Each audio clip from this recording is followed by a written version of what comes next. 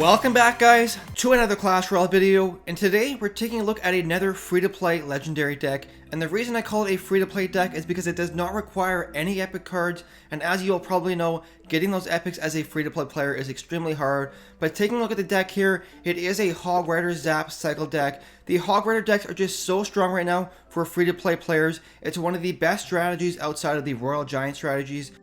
And using this deck here, I was able to push all the way up to 3,200 trophies. But before we go to some replays, I have a quick question for you all. If you watched yesterday's video, I did a magical chest challenge on my mini account. But as you can see here, I do have a magical chest to open on my main account. And I want to ask you guys, would you be interested in seeing a magical chest challenge on my main account for tomorrow's video? So please feel free to let me know in the comments section below. But let's go ahead to some of those replays. So here we are guys, with the first replay. We're facing in level 9 here, and he is using the HOG strategy. Pretty much 90% of my battles where I am right now in the trophy range are against HOG users. So this deck itself is pretty good counter to other HOG users. So right here, he's going to drop down some skeletons on the right hand side, which I saw as him trying to cycle through to his HOG. And so right there, he does drop the HOG on the left hand side. I do have the barbarians, which are a great answer to the HOG, and he actually uses his zap spell, which in my opinion was kind of wasted right there. And watch this counter push that we're able to set up right here. We have a HOG going on the right hand side. He uses his princess to counter the barbarians on the left hand side, and as a result, that HOG does some pretty decent damage to the tower on the right. Now watch right here, the princess is making her way up to the bridge. I do have the arrows in my deck, which are a great counter to the princess, but I didn't really want to use them. I wanted to try and use some troops instead, because using troops to counter the princess means he has to counter whatever troop I drop down, forcing him to spend more elixir. So as you can see right there, I used the goblins to counter the princess, and he ended up using a zap spell, which was 2 elixir wasted by him. And then also I used the musketeer, which forced him to use his goblins, and as a result, he did not have the goblins ready for his HOG push.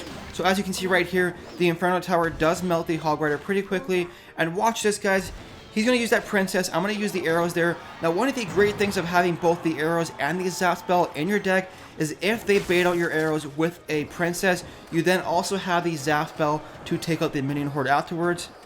And also one of the other great things with having both the arrows and the zap in your deck is if somebody isn't using the princess but is using the minion horde, you can use your arrows on that minion horde and save your zap spell for a HOG push. And now right here, he drops the cannon right in the middle of his base, but I'm going to use a pig push technique to go in on the left hand side to do some damage to his tower. Now he does use the zap spell to take out my goblins, and that kind of sucks, but I did get one hit off on that tower, bringing it all the way down to 1800 health. So far things have been pretty even. My tower on the left is down to 1500 health. His tower on the right is down to 1300 health. I'm going to use the arrows there to damage that cannon, damage the tower, as well as take out that princess. And right here, he's going to try and go in with some goblins on the right and some skeletons on the left. Doesn't really get too much accomplished right there. And as you can see, he does use the minion horde there. I do have the zap spell ready, but unfortunately the minion horde will kill my barbarians. And now right here, my tower is locked onto that HOG which does suck because the minions could be able to do some damage to my tower. So as a result, I ended up using the goblins to help distract the minion horde. And now right here, he uses his princess right at the bridge. She's going to get one shot off of my tower, and I am going to use the barbarians to counter her. And then right here, we're going to use the arrows to take out that minion horde. And overall with this deck, guys, you want to play it safe and wait for the perfect opportunity to go in with the HOG and do some damage. If you overextend with this deck, you will be punished and probably lose a tower. So as you can see, throughout this kind of first 3 minutes of the battle or so, I really am just kind of playing it safe and then doing counter attacks with my HOG. So right here, going to use the arrows, take out that princess, damage that tower, as well as damage the cannon. And then I'm going to use the zap spell to damage that minion horde. And now right here, I'm expecting him to go in with the HOG but he actually doesn't. He ends up using the zap spell to take out my spear goblins, which really didn't accomplish too much, because as you can see, he ran in right afterwards with the HOG But once again, that Inferno Tower is a great counter to the HOG strategy, guys. And as you can see right there, using the arrows once again to take out that princess. So now we have 20 seconds left in this battle, guys. He drops his cannon, but take a look at the placement of the cannon. I am able to do a pig push technique on the right hand side with that musketeer, as well as that HOG And watch this, guys. His tower on the right is all the way down to 200 health. The musketeer with one shot left will finish it off, giving me the 1 crown victory. Let's go ahead to the next replay here. So here we are, guys, with the next replay. Now this battle is pretty funny, and I wanted to show it to you guys for a couple of reasons. First, my opponent is using the Sparky card, which a lot of people are talking about right now, so I want to show you guys how I counter it with this deck. And also, my opponent does end up rage quitting in this battle, which I thought was pretty funny. So right here, he's going to start out with the Sparky in the back of his base. I'm going to try and punish him for that with a counter push on the right hand side with my Hog Rider. And watch this, with the help of that Zap spell, I'm actually going to do some pretty decent damage to that tower on the right. Meanwhile, on the left hand side, that Sparky is getting pretty close to my base. Now the Sparky does a crazy amount of damage per hit, so I'm going to use those goblins to soak up that first attack, and then use a surround technique with the barbarians.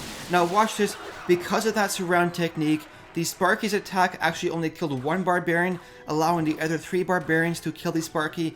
And at this point in the battle, he actually rage quit. I think he was pretty upset that the Sparky died pretty quickly.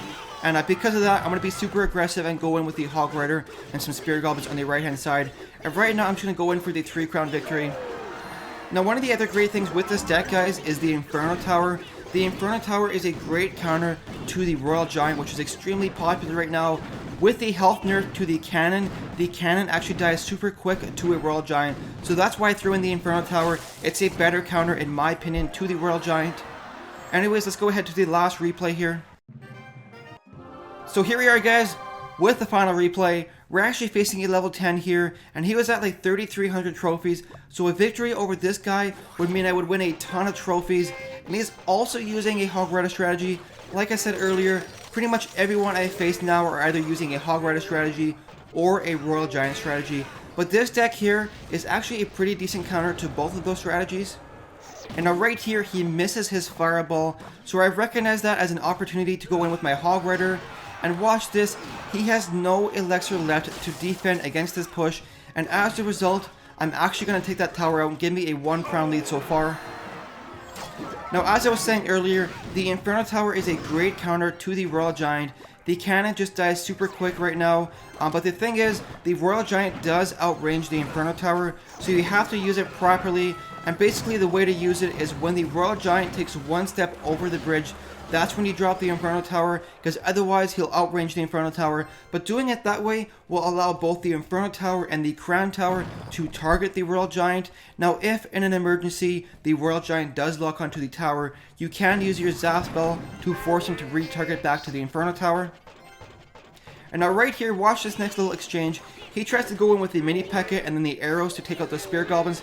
But by the time the Spear Goblins land, the Mini P.E.K.K.A. is dead. Now watch this, I'm going to go in on the left hand side with the Hog Rider, and I'm actually going to use the Zap spell there to damage those minions, even though I did have the arrows ready. Now the thing is even though the arrows do one-shot the minions, they do have travel time, so by the time the arrows would have landed, the Hog Rider would have actually been dead, and he wouldn't have got any hits off on that tower. So using the Zap spell allowed the Hog Rider to get a hit off on the tower, and also by the time the minions came back to my tower, they were at 1 health, so the Crown Tower would pretty much finish them off anyways. Now I'm going to set up the Inferno Tower and just kind of play it safe. I don't want to overextend and then end up losing a tower. He tries to go in on the right hand side with a Hog Rider Mini P.E.K.K.A. push. I'm going to use the Barbarians to slow down that Hog Rider, as well as distract that Mini P.E.K.K.A. And once again, using that Zap spell to weaken the minions on the left hand side. And I actually missed one of the minions, so I wanted to use the Musketeer there to prevent any damage to my tower. And now right here, Barbarians are making their way on the right hand side. He drops a free spell, really hoping to get those Barbarians into my base. But watch this, I do have my Barbarians ready to distract his Barbs. And now he does have that Hog Rider coming in, but just at the last second, I dropped the Inferno Tower to distract it. So 20 seconds left. He has, I have a 1-crown lead.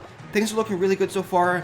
At this point in the battle, I'm going to try and go in on the left hand side and get that second tower, because I do need my crown chest. But watch this, guys.